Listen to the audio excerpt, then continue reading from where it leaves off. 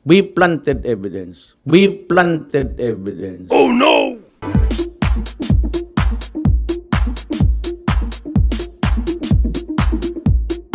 Kasi maganda ito pag-usapan natin.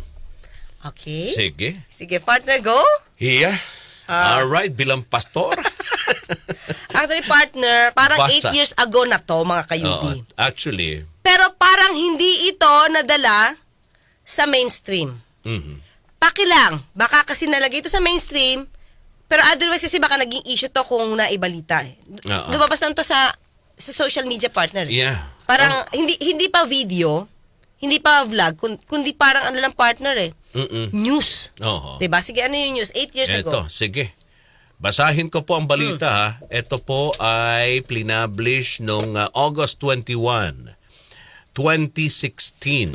So, bago lang ito. Kauupo lang niya. Oo, Partner. kumbaga mainit pa siya. Oo. Parang wala tayong iba na didinig kundi ang maganda niyang boses, Oo, partner. sige. Ang sabi niya, sabi ng dating Pangulo, when he was still a prosecutor, I want the law expert to come here and to count the numbers of deaths also incurred by government with his fingers to guide him how many deaths were caused. For the extrajudicial killing, they say, it's not the work of the police to be wrapping people with plastics and putting it in the bag. That is not the job of the police. I just told him that one bullet will do. Why do you have to wrap it? Waste your time. That is not. But we know at the start what we planted the intrigues there. I am just as, not really. I've learned a lot during my prosecution days. We planted evidence. We arrested persons, but we released them. But telling him that it was this person who squealed on him. And then when he goes out but killing, then we said that it was this fellow who really did it, who did you in. We first planted the intrigues so that we would know where they were, from where they came from. It was not until I was the favorite whipping boy of Dilima. She was for the longest time chairman of the Commission on Appointments, Philippines Republic. She was yakking, she never proved anything. When she became Secretary of Justice, she was yakking, accusing me. But she never also initiated any complaint, any accusation anywhere. She just simply loved talking in front of cameras and microphones. we first planted the intrigues so that we would know from where they came from. Oh, sabi Diba? ni dating Pangulo, the President, in his statements during the early morning press briefing, implied that this strategy is being used by the police now, but at the same time denied their involvement in extrajudicial killings. Oh. No. Diba, mga kayubi, ito sa akin. So, may natatandaan ba kayo kung na-news to sa mainstream? Diba? Parang wala eh. Kasi titignan ko, partner, wala nag-cover. Aha. Ha? Wala nag-cover. Walang GMA, walang ABS, walang Channel 5. So, hindi, Wala, wala eh. partner, Parang kasi, di ba, inquirer lang sa sa Rappler press yata to eh. conference to eh. Sigurado baka may dati Hindi sana partner. meron ng video, partner. Oh. Saka medyo na-intriga na to, partner. So, mga kayubi, baka kung meron kayong na panood na to, pakisabi na napunta to sa mainstream, ha? Okay, kasi 2016 pa. Pero partner, for a lawyer and president at that time, sabihin at umamin na nung panahon niya, na fiscal siya, nagtatanim siya ng ebidensya. Ibang klase yun, partner. Diba? Ano ang gusto mong iparating sa mga kagaya naming lawyer na dapat pa ba kaming maniwala sa mga fiskal kung sila ay gagaya sa ginagawa mong pagpaplanta ng ebidensya sa mga naaakusahan? Hindi kayo naawa doon sa naaakusahan na pinaplantahan lang ng ebidensya? Diba? So, alam niya yung gawi. Sabi niya, Siguro, kasi dito partner, tingin ko, ang dinideny niya rin dito na he's involved in the extrajudicial killings. Tingin ko yun ang gusto niya i-deny. Kaya ang tinuturo niya nga yun dito, yung ibang mga pulis, kasi sabi niya, di ba, itong strategy na to, ang ginagamit ngayon ng mga pulis. That's 2016, Pero i-deny nila na involved sila sa extrajudicial killings. So, alam niya yung style. Di ba? At saka ikaw being a lawyer na umami na nagpaplanta ng ebidensya, lahat kaya mong gawin. Fiscal ka pa lang nun. Hindi ba yung paglabag? Paglabag yun, partner. Diba? At that time, fiscal ka pa lang.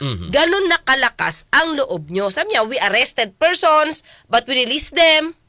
At ituturo nila dun sa... Oo, para bang, ang Oo. nagturo sa'yo si A. Oo. Tapos ngayon si B ngayon na ipinakulong nyo, hahandingin niya si A? Para patayin niya si A? O tapos sasabihin nyo ngayon, ay, ang pumatay niya si ganyan. Gumawa talaga kayo ng intriga at senaryo. Gumawa kayo ng kwento. 'Di ba? So ngayon, pag tagni-tagniin natin to partner, sanay siyang gumawa, nagpaplanta siya ng evidence.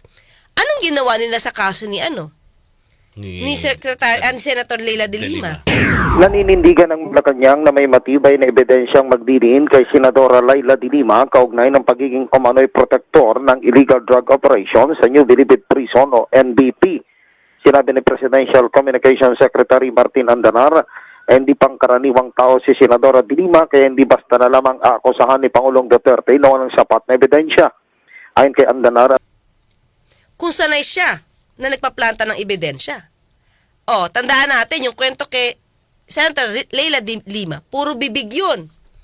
Walang ebidensya yun na may tangible na ebidensya. Binawi nga uli sa lahat partner A Muntinlupa court affirms its decision to allow former Bureau of Corrections Chief Rafael Ragos to testify and recant his allegations against former Senator Leila de Lima. The latest decision also stems from the prosecutor's appeal to deny Ronnie Dayan's motion to recall Ragos. In May, Ragos, who was the Justice Department's star witness in the cases against de Lima, retracted his accusations. Ragos said he was forced to invent the story upon the instructions of former Justice Secretary Vitaliano Aguirre II. On September 30, Ragos was supposed to testify in a hearing for de Lima's case, but was disallowed after the prosecutors filed the appeal. In its latest decision, the Muntinlupa court says the recantation of Ragos should be tested in court.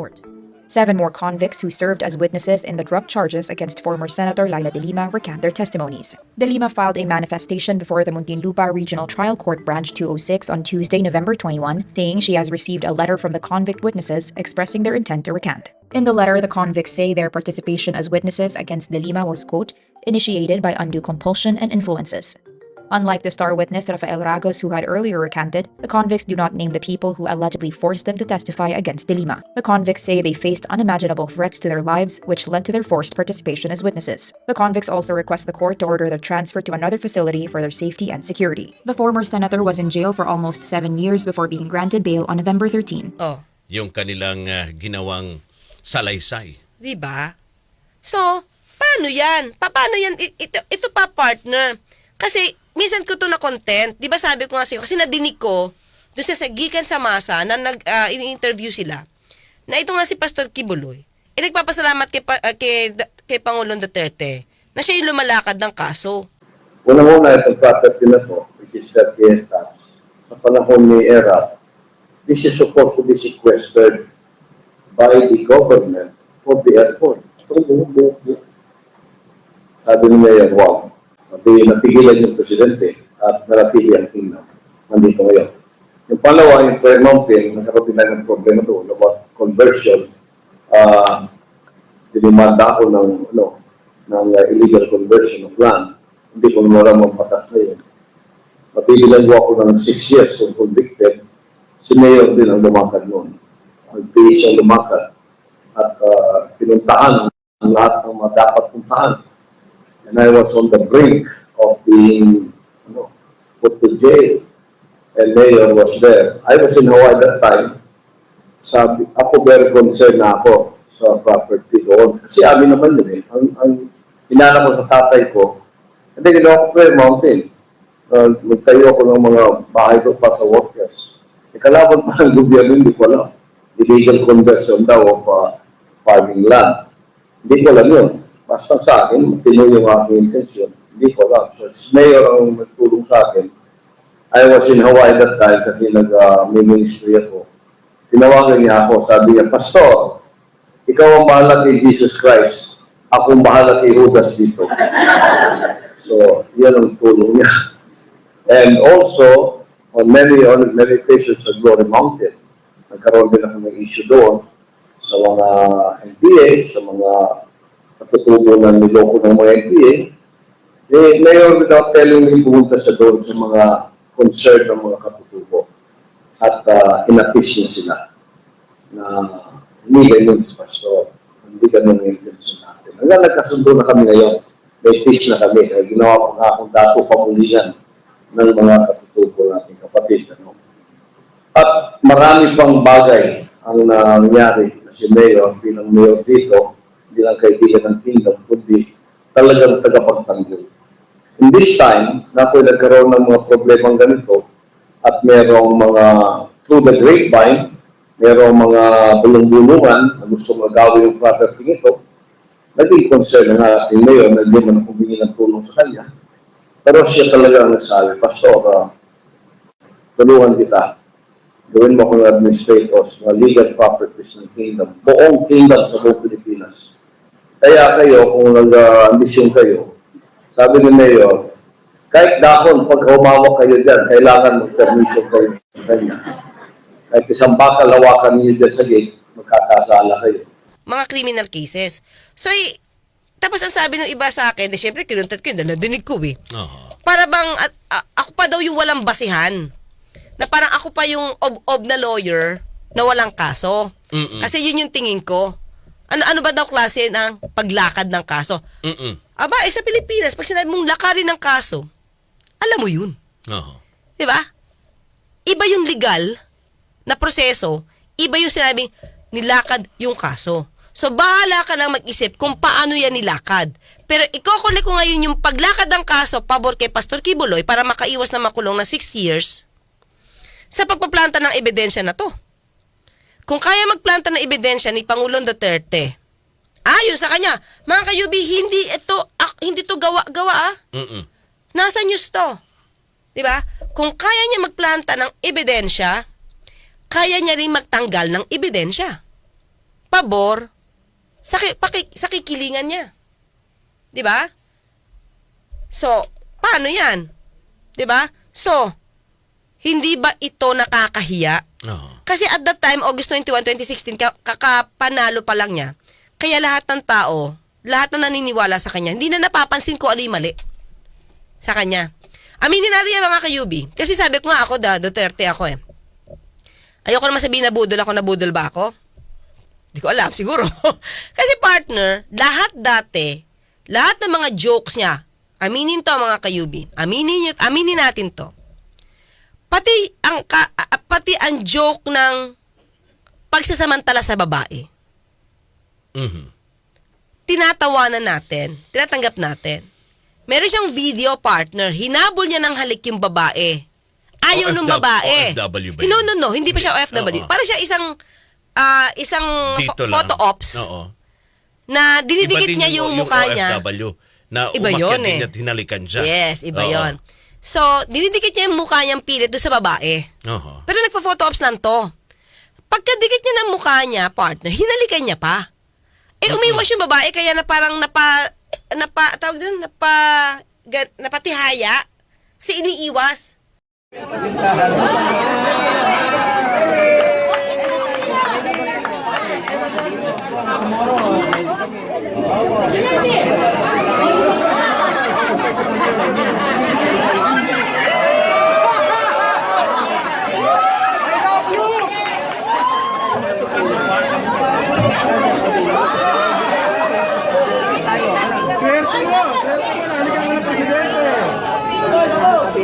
Hinabol niya pa ng halik yun. Alam mo sabi ng mga tao sa paligid niya, swerte ka, hinalikan ka ng Pangulo.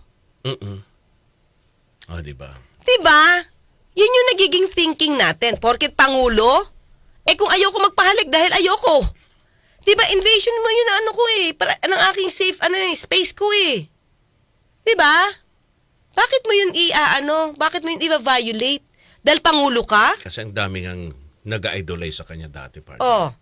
Kaya nga Oo. dati, 2016, tingin ko, kaya hindi ito masyado na pansin. Kasi lahat ng sinasabi niya sa atin, lahat, basta pagdating sa war on drugs, oo tayo ng oo. Ang galing, ang galing, ang galing. Parang ganun. Saludo sa kanya. Saludo, na hindi napapansin na meron siya nilalabag na mga batas. Diba mga kayubi? So, diba, para ito, aminin niya ng 2016. Diba? Noon pa lang dapat unconstitutional na to, partner. Inamin niya na. Tapos, di ba, pansinin niyo mga kayubi, inamin niya din yung marami siya napatay. May napatay siyang 3. Tapos, biglang all of a sudden, sasabihin joke. Hindi naman lagi nagjo-joke si Pangulong Duterte. Matatapos na lang yan, magsasalita na lang mag-joke pag nagiging critical yung mga pagpuna sa kanya. Di ba? So, hindi ba nakakaano to? 'Di ba? Kaya nga pag pinagsama-sama mo lahat ang revelation na to ng 2016 at itong revelation lang nito partner ng 2024 ni Pastor Kibuloy na lumalakad ng kaso si Pangulong Duterte. Ano na ang ginagawa nila sa mga basher nila nung panahon na pangulo siya? Sabi mo nga, partner, galing na mismo, 'di ba? Doon sa tao na 'yon. So ano na rin ang may ano ba rito, partner? Pwede bang gawin ang kinauukulan dyan? Lalo tigit yung tama ba? Korte Suprema o Department of Justice? Tingin ko, partner. Oo. Especially yung mga ngayon, yung mga idadamay yung mga pagmumura niya talaga. Ano na yun? Act unbecoming of a lawyer talaga yun eh. Oo. Well, anyway, kahit naman siya ma-disbar, mga kayubi, wala siyang pakialam doon. Di naman siya yumaman sa pagiging lawyer niya eh. Mas yumaman naman yata sila. No, ayoko sabihin. Mas mukha naman mas naging okay ang buhay niya nung siya ay politiko na. Kung lawyer na siguro, hindi naman siya magkakaroon ng influence ng ganyan, di ba? Oo. So, wala siyang pakialam siguro kung matatanggalan na siya. Hindi naman siya nagpapatawag na attorney. Oo. Mayor naman eh. Di ba? Ay, hanggang bukas. Hanggang bukas magkita at magkarinigan tayo. Ako po sa Tony Claire Castro, nagpapalalang, huwag tulugan ang inyong karapatan. Susunod na po ang The Secret of Health. Ako naman ang inyong lingkod, Radyoman Rod Marcelino.